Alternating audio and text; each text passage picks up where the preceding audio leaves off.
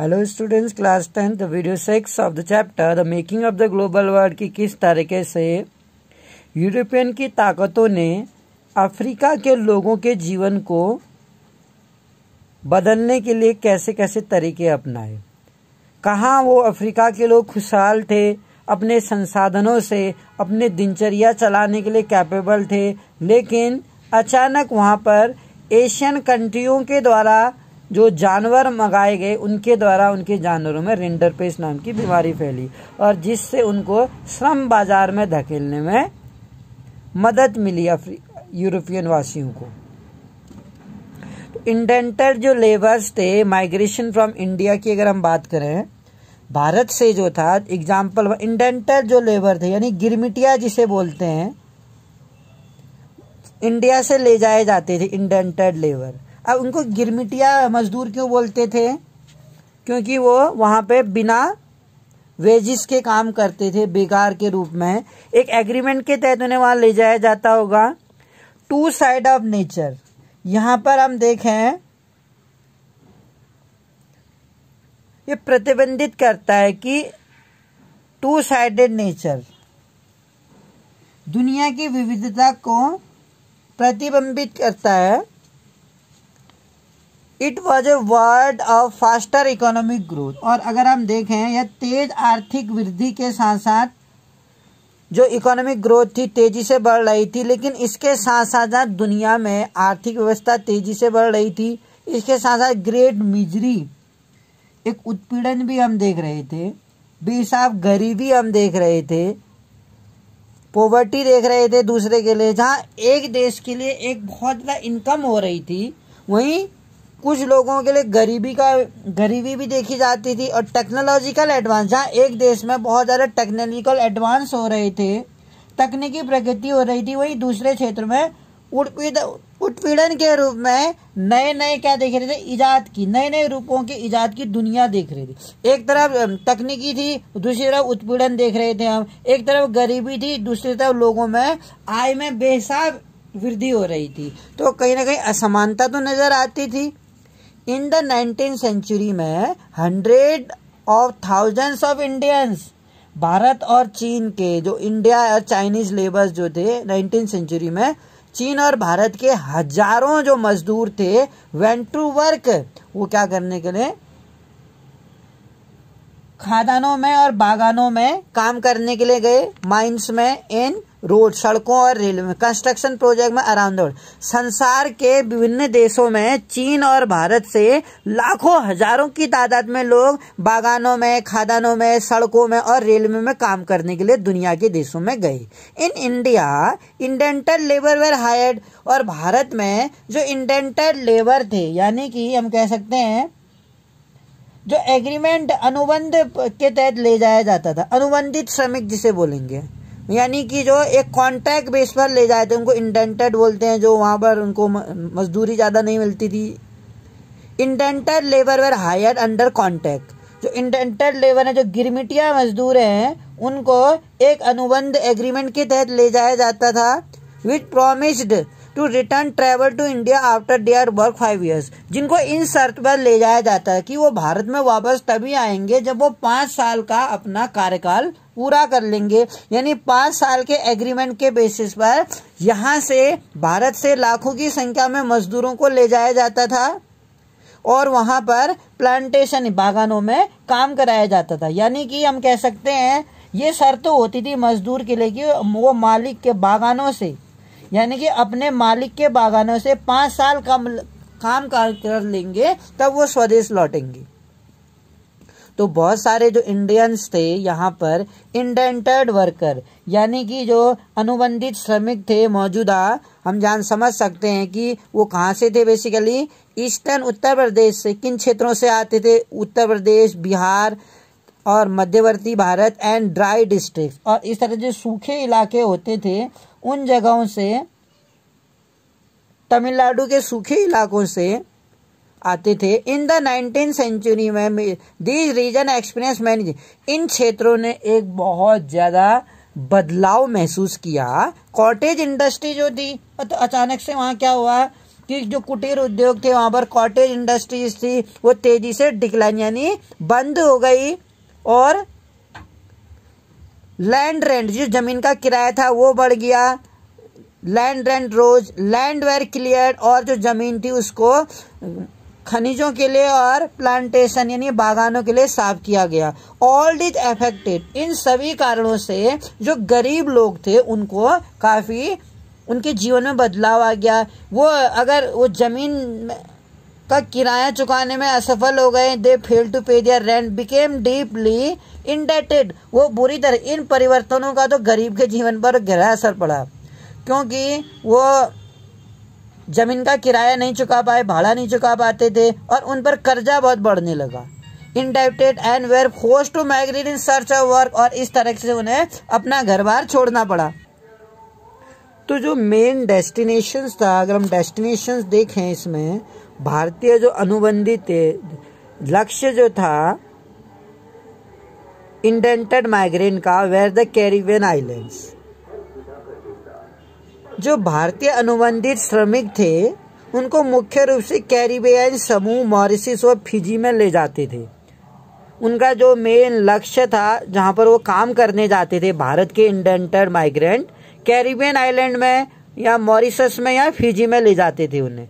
Closure home Tamil, और जो अप्रवासी तमिल अप्रवासी थे, क्लोजर होम तमिल माइग्रेंट जो थे, तमिल के अप्रवासी लोग जिनका घर नज़दीक था, closer home Tamil migrant, Tamil अप्रवासी लोग, वो सीलोन जाते थे या मलाया जाते थे, वहाँ पर वो काम करते थे। इंडेंटेड वर्कर ऑल्सो रिक्रूटेड, जो इंडेंटेड वर्कर्स थे यानी कि जो अनुबंधित श्रमिक थे, जो कॉन्ट्रैक्ट में जाते थे, उन्हें भी चाय के बागानों में काम करने के लिए ले जाया जाता था या उनकी भर्ती की जाती थी। Recruitment was done by agent, और जो मजदूरों की भर्ती का काम है वो एक एजेंट के द्वारा किया जाता था, मालिक का एजेंट होता था। बाय द एम्प्लॉयर्स, जो मालिक था उसका एजेंट के द्वारा इन मजदूरों की भर्ती की जाती थी। And paid A small commission, और जिसे एजेंटों को कमीशन मिलता था इन्हें मजदूरों की भर्ती करने का।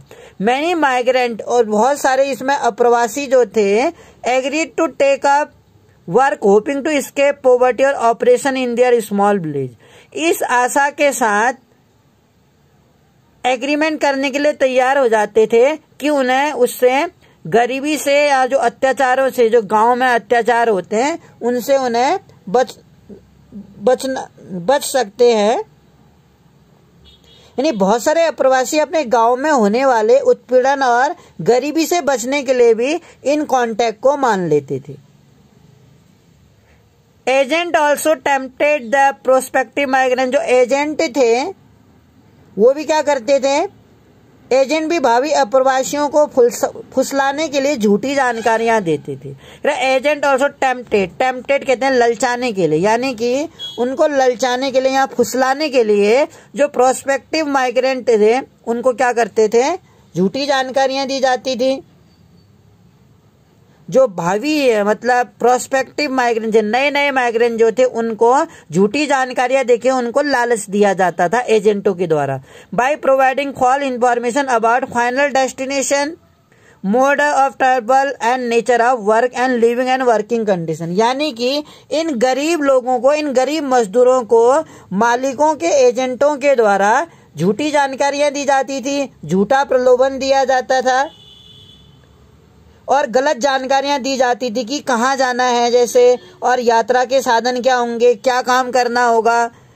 ऐसा कुछ नहीं बताया जाता था कि यात्रा किस तरह से करनी पड़ेगी और काम करने का तरीका क्या होगा या किस प्रकार का काम करना होगा उन्हें वहाँ, और किस तरह के माहौल में रहना होगा, वर्किंग कंडीशंस क्या होंगी। तो कहीं ना कहीं मजदूरों को अंधकार में रखा जाता था और मजदूर लोग इन सब बातों से अनजान, इस सपने के साथ कि उन्हें गरीबी से और यातनाओं नहीं सहनी पड़ेगी, वो इस एग्रीमेंट को मानने के लिए तैयार हो जाते थे।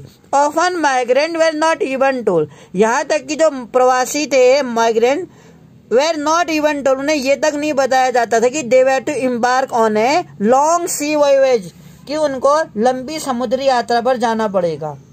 Sometime agent even forcefully evacuated less willing migrant, और कभी कभी तो कोई मजदूर अनुबंध के लिए, एग्रीमेंट के लिए राजी नहीं होता था तो एजेंट उनका किडनैप तक कर लेते थे, यानी कि उसको जबरदस्ती एक बक्से में बेहोश करके ऐसे बाहर ले जाते थे।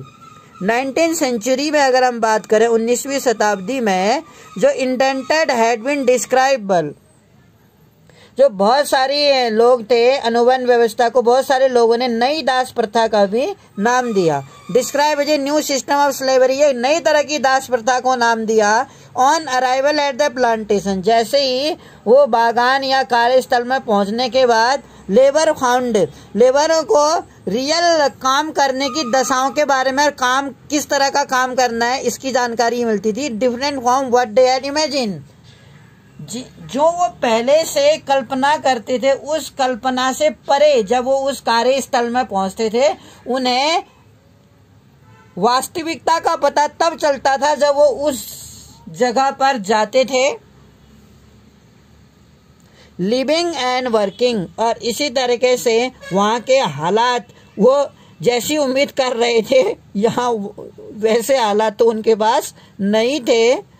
जिस सपनों के साथ वो वहाँ जाते थे उससे वो वास्तविकता बिल्कुल उल्टी थी। नई जगह की जो हम कह सकते हैं लिविंग एंड वर्किंग कंडीशन जो थी, रहने की और काम करने की जो जगह थी, हार्श, वो क्या थी, बहुत ही ज़्यादा हार्श थी, हम कह सकते हैं बहुत कठोर थी। And there were few legal right, और उनके पास बहुत ही कम अधिकार थे, क्योंकि वो पहले ही उस इंडेंटेड के तहत, एक एग्रीमेंट के तहत वो वहां जाते थे कि वो मालिक के पास 5 साल काम करने के बाद ही वापस अपने देश, स्वदेश, अपने परिवार से मिलने के लिए आ सकते हैं। कुल मिला के हम कह सकते हैं कि जो वर्किंग कंडीशंस थी वो फेवरेबल नहीं थी, इन्वायरमेंट अच्छा नहीं था, वेजिस नहीं दिया जाता था, और एक एग्रीमेंट कराया जाता था। इस एग्रीमेंट के तहत वो बिना एग्रीमेंट को पूरा करे वापस नहीं आ सकते थे, और उनके पास बहुत ही कम कानूनी अधिकार हुआ करता था।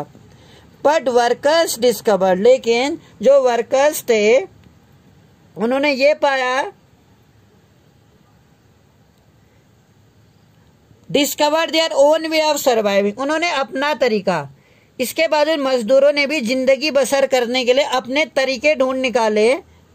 मैनी ऑफ देम, इनमें से बहुत सारे escaped into the wild, जंगलों की ओर भाग गए। उन्हें वहां काम करना शायद नागवारा लगा, उन्हें लगा कि वहां से भाग जाना ही शायद ठीक रहेगा, तो वो वहां से भाग गए।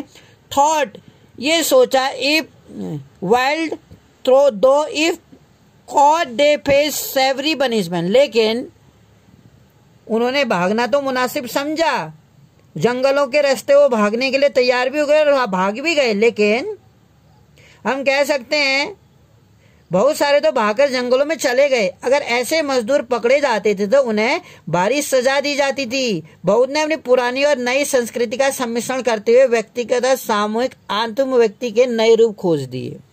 It means if they caught they face severe punishment, बहुत ही कठिन सजा दी जाती थी। अदर डेवलप्ड, और कई लोगों ने, कई इंडेंटेड लेबरों ने नई फॉर्म्स ऑफ इंडिविजुअल, एक वास्तविक, एक सामूहिक, हम कह सकते हैं कि एक पुरानी और नई संस्कृति का सम्मेलन कहते हैं। व्यक्तिगत, एक इंडिविजुअल और कलेक्टिव यानी सामूहिक सेल्फ एक्सप्रेशन की भावना को डेवलप कर दिया। ब्लेंडिंग डिफरेंट कल्चरल फॉर्म, जिसमें अलग अलग संस्कृति थी, यहाँ की संस्कृति अलग थी, अफ्रीका की संस्कृति अलग थी, तो एक सम्मिश्रण, दोनों भाषाओं को बोलने वाले बहुतों ने अपनी पुरानी और नई संस्कृति का मिश्रण करते हुए एक नए रूप खोज दिया। त्रिनाद में मुहर्रम के सालाना जुलूस को एक विशाल उत्सव मेले के में देखा गया। इट मीन्स जो ट्रिनाड था, एक देश है ट्रिनाड टोबैगो, एनुअल जो मुहर्रम वहाँ होता था, वो जो जुलूस वहाँ होता था, वो किस में ट्रांसफॉर्म हो गया, इनटू रिटियस कार्निवल कॉल होसे। तो किस तरीके से त्रिनाड में जो एक मुहर्रम, जो एक धार्मिक, हम कह सकते हैं कि मुहर्रम बनाया जाता था, सालाना जुलूस जो होता था, उसको किस तरीके से एक in which work of all races, जिनमें सभी धर्मों के लोग सामूहिक क्या करते थे, जुलूस, विशाल उत्सव मेले का रूप दे दिया गया। इस मेले को होसे नाम दिया गया था, होसे के नाम से जाना जाता था। जिसमें सभी धर्मों और नस्लों के मजदूर जो होते थे, सभी धर्मों के लोग और सभी नस्लों के रेसेस मतलब सभी नस्ल के जो लोग होते थे वो हिस्सा लेते थे। सिमिलरली द प्रोटेस्ट रिलीजियन रास्टाफरियानिज्म, इसी प्रकार जो रास्टाफरियानवाद नामक एक विद्रोही धर्म था, याद रखिएगा, जो रास्टाफरियानिज्म था वो made famous bye Jamaican Regar, किसके द्वारा? जमैका के एक रेगे गायक थे बॉब मार्ले, बहुत फेमस गायक थे जमैका के बॉब मार्ले ने ख्याति के शिखर पर पहुंचा दिया था। मतलब जो राष्ट्रीय हम कह सकते हैं रास्टाफरियानवाद एक विद्रोही धर्म था जिसको कि बॉब मार्ले ने काफी पॉपुलर बनाया। उसने भी क्या किया, जो it is also said reflect social जो है सामाजिक थे और अप्रवासी जो लोग थे बहुत सारे social cultural link Indian migrant यानी भारतीय प्रवासियों के साथ उनके जो संपर्क थे काफी अच्छे दिखाई देते थे। चटनी म्यूजिक, और इसी कारण से एक चटनी म्यूजिक था, चटनी खा के, उस समय चटनी म्यूजिक भी काफी अबील था कि इसमें चटनी भी खाते थे लोग, ऐसा सुना जाता था कि चटनी म्यूजिक बहुत पॉपुलर हुआ त्रिनाड और गुयाना में। जो भारतीय जो इंडेंटेड लेबर थे उनके द्वारा ये चटनी म्यूजिक वहां पहुंचाया गया गुयाना और त्रिनाड में। अनदर क्रिएटिव कंटेम्प्रेरी एक्सप्रेशन था पोस्ट इंडेंटेड एक्सपीरियंस। हम कह सकते हैं त्रिनाड और गुयाना में मशहूर चटनी म्यूजिक भी भारतीय अप्रवासियों, जो भारतीय अप्रवासी थे वहां पहुंचने के बाद एक रचनात्मक अभिव्यक्ति को दर्शाता है, यानी कि पोस्ट इंडेंटेड एक्सपीरियंस को, यानी कि एक रचनात्मक अभिव्यक्ति को दर्शा रहा है। एक कल्चरल फ्यूजन है पार्ट ऑफ मेकिंग ग्लोबल, जिसमें एक ग्लोबल वर्ड बनता है where things from different places get mix, जहां पर अलग अलग जगहों से जो संस्कृति, अगर हम बात करें संस्कृति की समागम, ये रूप एक नई वैश्विक दुनिया, इससे एक पूरी दुनिया एक नई वैश्विक रूप से उजागर होती है। Characteristic and become something entirely new हो जाती है। मोस्ट इंडेंटेड वर्कर, इसमें से बहुत सारे जो इंडेंटेड वर्कर्स थे stayed on after their contract ended, बहुत सारे जो अनुबंधित श्रमिक थे अनुबंध समाप्त होने के बाद भी वापस नहीं लौटे। कितना स्ट्रेंज लगता है ना, जहां पर उनको काम करने की दशाएं सही नहीं थी और जहां पर उनके सपनों से अलग तरह का एक जगह थी, उस जगह से वो अनुबंध खत्म होने के बाद भी वापस नहीं लौटे बहुत सारे लोग। Return to their home after a hot short spell in India, और जो वापस लौटे भी ये कह रहा है रिटर्न, इनमें से और या तो return to their new home, जो घर में वापस आए भी एक छोटी से उसके बाद, यानी कि जो वापस लौटे में अधिकांश केवल कुछ समय यहाँ बिताकर वापस लौट गए। छोटा टाइम उन्होंने भारत में बिताया, फिर वहां से ये चले गए, भारत आने के बाद वापस चले गए उन जगहों पर वापस, क्योंकि कहीं ना कहीं वो दो संस्कृति यहाँ अपने देशों की, यहाँ उन देशों की संस्कृति से एक मिला जुड़ा एक मिक्सअप हो गए वो, यानी वहाँ की संस्कृति से अटैच हो गए और वहाँ अपनी देश की संस्कृति को या उनके देश की संस्कृति को अपना बैठे। और कुछ लोग यहाँ आने के बाद भी कुछ समय बिताने के बाद वापस उन देशों में चले गए। कॉन्सिक्वेंटली अगर हम देखें नए ठिकानों में ये वापस चले गए, न्यू होम्स में चले गए। कॉन्सिक्वेंटली अगर हम देखें देयर आर लार्ज कम्युनिटीज, इसी तरह से बहुत सारे जो कम्युनिटीज हैं और पीपल ऑफ इंडिया, भारत के लोगों की बहुत सारी जो कम्युनिटीज हैं India descent in these country, हम कह सकते हैं भारतीय मूल के लोगों की संख्या, इसलिए हम कहते हैं इन देशों में, इन्हीं यूरोपियन देशों में जो यहाँ अमेरिकन में भारत के लोगों, मूल भारत के लोगों की संख्या इसी कारण से इन देशों में बहुत ज्यादा पाई जाती है। और इस तरह से हम देख सकते हैं, ये कहता है have you heard of Nobel prize winning writer, क्या आपको जो नोबेल प्राइज जिन्हें मिला था राइटर थे वीएस नैपाल का नाम याद है? वो भारतीय मूल के ही हैं। Some of you have followed the exploits of the West Indian cricketer Shivnarine. इसी तरीके से जैसे हमें पता है कुछ जो शिव नारायण चंद्रपाल थे और राम नरेश श्रवण थे, ये वेस्ट इंडीज के क्या थे? क्रिकेटर थे। इनका नाम हमने सुना ही होगा। क्या आपको कभी ऐसा लगता है कि इनका नाम हम भारतीय जैसे क्यों है?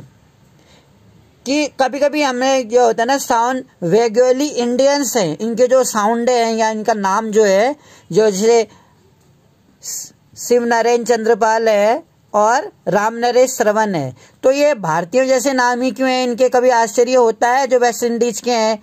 Answer is that they are descended from indentured labour migrant from India. इसका उत्तर ये है कि हम भारतीय जैसे इसलिए हैं क्योंकि वे भारत से गए हुए अनुबंधित मजदूरों के, जो कभी भारत से यहाँ से मजदूर गए थे, वहां पर अनुबंधित जो मजदूर थे उनके ही वंशज हैं।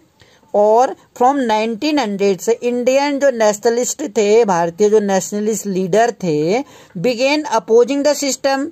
तो जो राष्ट्रवादी नेता थे, जो इंडेंटर, जैसे बाबा रामचंद्र भी तो वही थे, हमें याद होगा बाबा रामचंद्र के बारे में, जो उत्तर प्रदेश में अवध में जिन्होंने भारतीय किसान सभा बनाई थी जवाहरलाल नेहरू के साथ मिलकर, क्योंकि मजदूरों के फेवर में वो काम करते थे। जो फिजी में कभी रह के आए थे, फिजी में वो यहाँ से अनुबंधित लेबर के रूप में काम करते थे, वहां उन्हें मजदूरों की दशाओं का ज्ञान था बाबा रामचंद्र को, तो फिजी में इंडेंटल लेबर के रूप में काम किया था।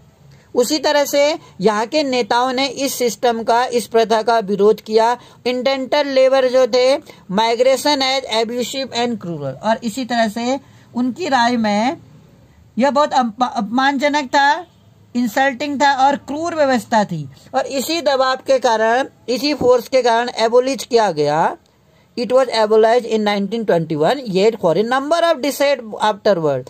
और कई शताब्दियों के बाद, कई दशकों के बाद वो भारतीय अनुबंधित मजदूरों के जो वंशज थे, जो कैरिबियन द्वीप समूह में बेचैन, तो यहाँ के जो वंशज थी, जो बहुत सारे मजदूर थे, afterward descended Indian indented worker थे, जो ऑफन दो अवैध कुली के रूप में काम करते थे। यानी कि बहुत सारे कैरिबियन द्वीप समूह में जो बेचैन अल्पसंख्यकों का जीवन जीते रहे थे बहुत लंबे समय तक, वहां के लोग उन्हें कुली मानते थे और उन्हें के साथ कुलियों जैसा व्यवहार करते थे। और ऐसा कहा जाता था कि जो भारतीय इंडेंटेड लेबर है, जिनके वंशज कभी भारत से वहां गए हुए हैं, उन लोगों के जो वोटिंग राइट थे वो भी पूरे नहीं दिए जाते थे, क्योंकि उनके जो वोटिंग अधिकार थे वो मूल फिजी के जो कैरिबियन देशों के नागरिक थे, उनके वोटिंग राइट से उनके जो वोट वैल्यू थी वो कम थी। तो हम कह सकते हैं Caribbean some of the Naipaul's early novel. तो इस तरह से हम कह सकते हैं नाइपाल के जो प्रारंभिक उपन्यास हैं और परोपैन का एहसास को हम इसमें देख सकते हैं कि किस तरीके से वहाँ के लोग, कैरिबियन या फिजी के लोग, भारतीय जो अनुबंधित मजदूर थे, वो जो वहाँ काम करते थे, या जिनके वंशज कभी भारत से वहाँ गए थे काम करने के लिए, वो वहीं तो रह गए, लेकिन कहीं ना कहीं उन्हें वो सम्मान नहीं मिला और वो अधिकार नहीं मिले जिनकी उन्हें तलाश थी। और इस तरीके से जो उनकी जो दशाएं थी, काफी अपमानजनक और क्रूर व्यवस्था थी, और एक जानवरों जैसा सलूक किया जाता था, हम कह सकते हैं उनके साथ। जिस तरह से हम यहाँ फोटोग्राफ में देख सकते हैं कि किस तरीके से जो इंडियन, जो भारतीय अनुबंधित मजदूर है, यानी कि जो एक कॉन्ट्रैक्ट पे जाते थे, वहाँ इंडेंटल कॉन्ट्रैक्ट कह सकते हैं, इन एक कोको प्लांटेशन, ये जो टी कॉफी और कोको है, एक बेवरेज क्रॉप है, पेय पदार्थ वाली फसल बनाई जाती है कोको से। इन ट्रिनाड, जो ट्रिनाड था, ट्रिनाड में कोको के बागानों में काम करते हुए गिरमिया मजदूर हैं। 19वीं सेंचुरी में आप देख सकते हैं कि किस तरीके से यहाँ पुरुष भी हैं और कुछ महिलाएं भी हैं, यानी कि वहाँ पुरुष ही जाते थे, महिलाएं भी वहाँ काम करने के लिए जाती थी। और इस दूसरे फोटोग्राफ में हमें जो नजर आ रहे हैं, इंडेंटर जो लेबर हैं, जो अनुबंधित मजदूर है, कॉन्ट्रैक्चुअल जो मजदूर हैं, उनके फोटोग्राफ में आइडेंटिफिकेशन, यानी उनकी शिनाख्त के लिए कि ये की तस्वीर, उसको नंबर दिया जाता था, वो भाषा में है। फॉर द एम्प्लॉयर्स, मालिकों के लिए इन मजदूरों के नाम नहीं, इन मजदूरों के नाम नहीं होते थे, बल्कि इन मजदूरों को एक संख्या दी जाती थी। इन संख्या का एक बड़ा महत्व होता था। हम कहते थे मजदूर 205 या मजदूर 386, लेबर 500। इस तरह से उनके जो संख्याओं के बेसिस पर इन मजदूरों को बुलाया जाता था। और जैसा कि हमने पढ़ा, आपको याद होगा कि इन मजदूरों को जब इनके खरीदों के लिए इनके मालिक आते थे तो इनको अच्छे कपड़े पहना दिए जाते थे, जिससे कि मालिक इनसे प्रभावित हो। I if you understood the chapter, rest part of the chapter I will complete in the next video. Thank you for listening me.